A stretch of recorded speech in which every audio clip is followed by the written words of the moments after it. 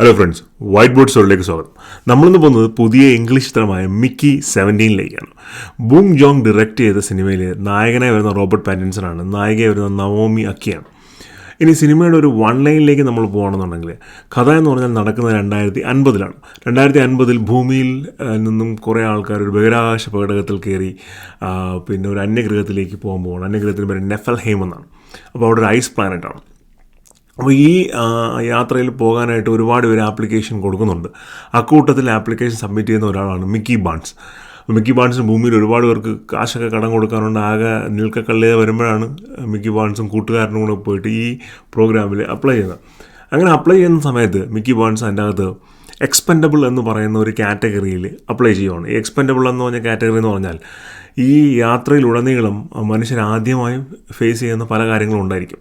അപ്പോൾ ആ കാര്യങ്ങൾക്കെല്ലാം മനുഷ്യൻ്റെ ഈ എക്സ്പെൻഡബിൾ കാറ്റഗറിയിലുള്ള ഒരാളെ അതിനു വേണ്ടി ഉപയോഗിക്കും. ഒരാളെ ഉണ്ടാവുള്ളൂ എക്സ്പെൻഡബിളായിട്ട്, അതിനു വേണ്ടി ഉപയോഗിച്ച് കഴിഞ്ഞാൽ ചിലപ്പോൾ അയാൾക്ക് മരണം സംഭവിച്ചേക്കാം. മരണം സംഭവിച്ചു കഴിഞ്ഞാൽ എന്താണ് സംഭവിച്ചത് എന്നുള്ള രീതിയിൽ മനസ്സിലാക്കിയതിന് ശേഷം വീണ്ടും അയാൾ റീക്രിയേറ്റ് ചെയ്യും. ഒരു മെഷീനുണ്ട്, ഹ്യൂമൻ പ്രിൻറ്റിങ് മെഷീൻ എന്ന് പറഞ്ഞിട്ട്, ആ മെഷീൻ വെച്ചിട്ട് റീക്രിയേറ്റ് ചെയ്യും. ഇതിങ്ങനെ കണ്ടിന്യൂസ് ആയിട്ട് നടന്നുകൊണ്ടിരിക്കും. അയാളുടെ മെമ്മറി ഒരു മെഷീനിൽ സ്റ്റോർ ചെയ്ത് വെച്ചിട്ടുള്ളതുകൊണ്ട് തന്നെ ഈ പുതുതായിട്ട് വരുന്ന ആൾക്ക്, പ്രിൻറ്റ് ചെയ്യുന്ന ആൾക്ക് മെമ്മറി അവസാനം മരിച്ച ആളുടെ ഒരു മെമ്മറി വളരെ ക്ലിയർ ആയി കിട്ടും. അപ്പോൾ ആ ഒരു റോളിലാണ് മിക്കി ബാൺസ് എന്ന് പറഞ്ഞ ആ ഒരു ക്യാരക്ടറാണ് മിക്കി ബാൺസ് റോൾ ചെയ്യുന്നത് റോബർട്ട് പാറ്റിൻസൺ ആണ്. അപ്പോൾ അങ്ങനെ അവർ യാത്രയിലുടനീളം ഇങ്ങനെയുള്ള കാര്യങ്ങളൊക്കെ നടക്കുന്നു. അവർ ഐസ് പ്ലാനറ്റിൽ എത്തുന്നു.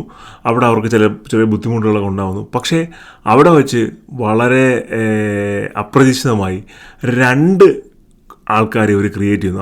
ആദ്യം ഒരാളൊരു മിഷനിൽ ഡിപ്ലോയ് ചെയ്യും. അയാൾ മരിച്ചു പോയെന്ന് ചോദിച്ച് രണ്ടാമത് ഒരാളെ ക്രിയേറ്റ് ചെയ്യും. പക്ഷേ അയാൾ മരിക്കില്ല, അയാൾ തിരിച്ചു വരും. അങ്ങനെ രണ്ട് മിക്കി ഒരേ സമയത്ത് ഈ പിന്നെ ഇവരുടെ ഗ്രൂപ്പിൽ വരും.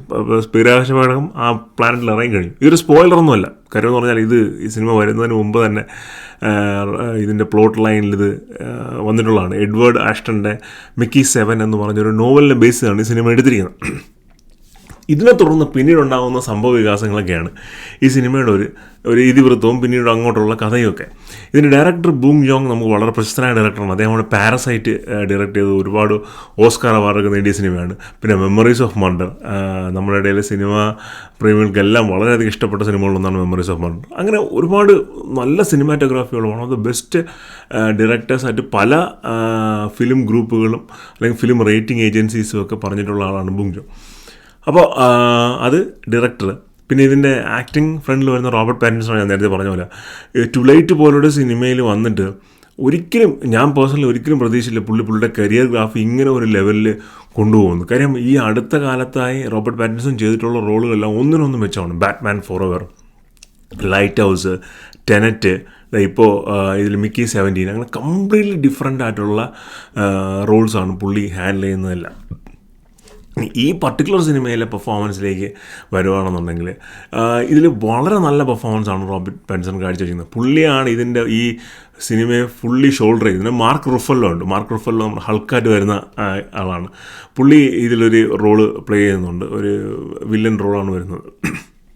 അപ്പോൾ ആ മാർക്ക് റുഫല്ലോയും റോബർട്ട് പാറ്റിൻസണും കൂടെയാണ് ഇതിൻ്റെ ഒരു പെർഫോമൻസ് ആയിട്ട് കംപ്ലീറ്റ്ലി കവർ ചെയ്തിരിക്കുന്നത്. ഗംഭീരമായ പെർഫോമൻസാണ് സിനിമയിലുടനീളം അവർ കാഴ്ചവെച്ചിരിക്കുന്നത്. പിന്നെ എൻ്റെ ഒരു മേക്കിംഗ് സ്റ്റൈൽ, എൻ്റെ ഒരു ടെക്നിക്കൽ ഇതിലൊരുങ്ങി വരുവാണെന്നുണ്ടെങ്കിൽ, എഡിറ്റിങ്, സിനിമാറ്റോഗ്രാഫി പോലുള്ള കാറ്റഗറീസിൽ വരുവാണെന്നുണ്ടെങ്കിൽ ഇതിൻ്റെ സിനിമാറ്റോഗ്രാഫി നല്ല രസമാണ്. നല്ല നമുക്ക് വളരെ എൻഗേജിങ് ആയിട്ടുള്ള സിനിമാറ്റോഗ്രാഫിയാണ്. നല്ല കളർ ഗ്രേഡിംഗ് ആണ് സിനിമയിലുടനീളം വരുന്നത്. ബാക്ക്ഗ്രൗണ്ട് മ്യൂസിക് അങ്ങനെ നമുക്ക് പറയാൻ പറ്റുന്ന ബാക്ക്ഗ്രൗണ്ട് മ്യൂസിക്കും ഒന്നുമില്ല. ചെറിയ ചെറിയ മ്യൂസിക്കൽ പ്ലോട്ടുകൾ മാത്രം അവിടെ ഉള്ളൂ. അല്ല വലിയ മ്യൂസിക്കൽ സാധനങ്ങളൊന്നും തന്നെയില്ല. ഇതിൻ്റെ എഡിറ്റിങ്ങും എല്ലാം നല്ല രീതിയിൽ വന്നിട്ടുണ്ട്. പിന്നെ ഇതിൻ്റെ ഒരു ഡിറക്ഷൻ എന്നുള്ള സൈഡിലേക്ക് പോകുമ്പോഴത്തേക്കും സാധാരണ നമ്മൾ ബൂങ് ജോങ്ങിൻ്റെ സിനിമകൾ കാണുന്നില്ല, അല്ലെങ്കിൽ അറ്റ്ലീസ്റ്റ് ലാസ്റ്റ് വന്ന പാരസൈറ്റിൽ കണ്ട പോലെ ഒരു ലെയേർഡ് സ്റ്റോറി ടെല്ലിംഗ് ആണ് ഇതിലും പുള്ളി പറഞ്ഞിരിക്കുന്നത്. അത് ഒരുപാട് സിംബലൈസേഷൻ അല്ലെങ്കിൽ സിംബോളിസം ഇതിൻ്റെ അകത്ത് പൊതുവിലുണ്ട്. അതായത് കാണിക്കുന്ന ക്യാരക്ടേഴ്സ് ആയാലും സ്റ്റോറിയുടെ പ്രൊമൈസസ് ആയാലും നമ്മുടെ വർത്തമാനകാലത്തിൽ നമ്മൾ കാണുന്ന അല്ലെങ്കിൽ നമുക്ക് കണക്ട് ചെയ്യാൻ പറ്റുന്ന ആൾക്കാരുമൊക്കെ ആയിട്ട് ഒരുപാട് റിലേറ്റ് ചെയ്തിട്ടാണ് പുള്ളി ആ സ്റ്റോറി പറഞ്ഞിരിക്കുന്നത്. നമ്മൾ ഒന്നും ആലോചിക്കാതെ വെറുതെ കാണുവാണെങ്കിൽ ഇതൊരു സിമ്പിൾ സ്റ്റോറിയാണെന്ന് തോന്നും. പക്ഷേ അതിൻ്റെ അകത്തുള്ള ഓരോ എലമെൻറ്റ്സ് ആ കഥാ സിറ്റുവേഷൻസ് അതെല്ലാം ശരിക്കും പറഞ്ഞാൽ കറണ്ട് വേൾഡിൽ നമുക്ക് ചുറ്റും നടക്കുന്ന നമ്മുടെ ജീവിതത്തിന് തന്നെ വരച്ച് കാട്ടുന്ന പോലെയായിരുന്നു. പാരസൈറ്റ് ഏതാണ്ട് അതുപോലൊരു അപ്രോച്ചായിരുന്നല്ലോ. അപ്പോൾ ഒരു ലെയേർഡ് സ്റ്റോറി ടെല്ലിംഗ് ബോങ് ജോങ് ഇതിൽ ഫോളോ ചെയ്തിട്ടുണ്ട്, ഈ സിനിമയിലും ഫോളോ ചെയ്തിട്ടുണ്ട്.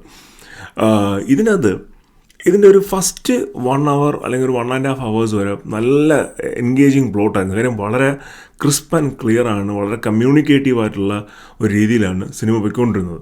എന്ന് വെച്ചാൽ സിനിമയിൽ കാണിക്കുന്ന സാധനങ്ങളും നമുക്ക് റിലേറ്റ് ചെയ്യാൻ പറ്റും ഇൻ ദ സെൻസ് ഞാൻ നേരത്തെ പറഞ്ഞ പോലെ വർത്തമാന കാലത്തിലുള്ള കാര്യങ്ങളുമായി റിലേറ്റ് ചെയ്യാൻ പറ്റും. അങ്ങനെ നല്ല രീതിയിൽ പോയിക്കൊണ്ടിരുന്നു. പക്ഷേ അവസാനം കുറച്ച് ഭാഗങ്ങൾ വന്നപ്പോൾ ഒരു എന്താ പറയുക, ഈ ഒരു മടി ടൈപ്പായിപ്പോയി. ഭയങ്കര അവിയൽ വരുമെന്ന് പറയും നമ്മൾ, ആ ഒരു സെറ്റപ്പിലായിപ്പോയി. ഒരുപാട് കാര്യങ്ങൾ മിക്സ് ചെയ്ത് അറ്റ് എ ടൈം കാണിക്കുന്ന പോലെ എനിക്ക് തോന്നി. ആ ഭാഗം കുറച്ചും കൂടെ ഒന്ന് ക്ലിയർ ആക്കാമായിരുന്നു, ക്രിസ്പാക്കാമായിരുന്നു എന്നെനിക്ക് തോന്നി. അപ്പോൾ ഓവറോൾ നമ്മൾ പറയുകയാണെന്നുണ്ടെങ്കിൽ ബോങ് ജോങ്ങിൻ്റെ സിനിമകൾ ഇഷ്ടപ്പെടുന്ന, ഒരു ലെയേർഡ് സ്റ്റോറി ടെല്ലിംഗ് ഇഷ്ടപ്പെടുന്ന ആൾക്കാർക്ക് കണ്ടിരിക്കാവുന്ന നല്ലൊരു സിനിമയാണ് മിക്കി 17.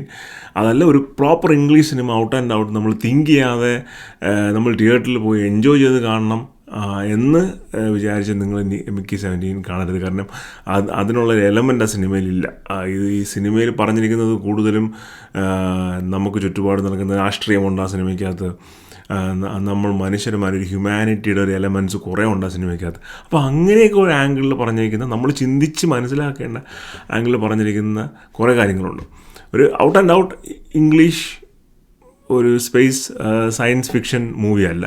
അപ്പോൾ അത് പ്രതീക്ഷിച്ച് കാണാൻ പോയി കഴിഞ്ഞാൽ ഒരുപക്ഷെ നിങ്ങൾ നിരാശപ്പെട്ടേക്കും. പക്ഷേ അതല്ല, കുറച്ച് ഡെപ്തുള്ള സിനിമകൾ, ചിന്തിച്ചിരുന്ന് കാണാനുള്ള സിനിമകൾ ഒക്കെ ഇഷ്ടപ്പെടുന്ന ആൾക്കാരാണെങ്കിൽ തീർച്ചയായും നിങ്ങൾക്ക് മിക്കി 17 ഇഷ്ടപ്പെടും. തിയേറ്ററിൽ പണം വന്നിട്ടുണ്ട്, തിയേറ്ററിൽ പോയി സിനിമ കാണുക. കണ്ടതിന് ശേഷം നിങ്ങളുടെ ഫീഡ്ബാക്ക് കമൻസിൽ പറയുക. വീഡിയോസ് ഇഷ്ടപ്പെടുന്നുണ്ടെങ്കിൽ ലൈക്ക് ചെയ്യുക, ഷെയർ ചെയ്യുക, സബ്സ്ക്രൈബ് ചെയ്യുക. മറ്റൊരു വീഡിയോ ആയിരിക്കും. ബൈ.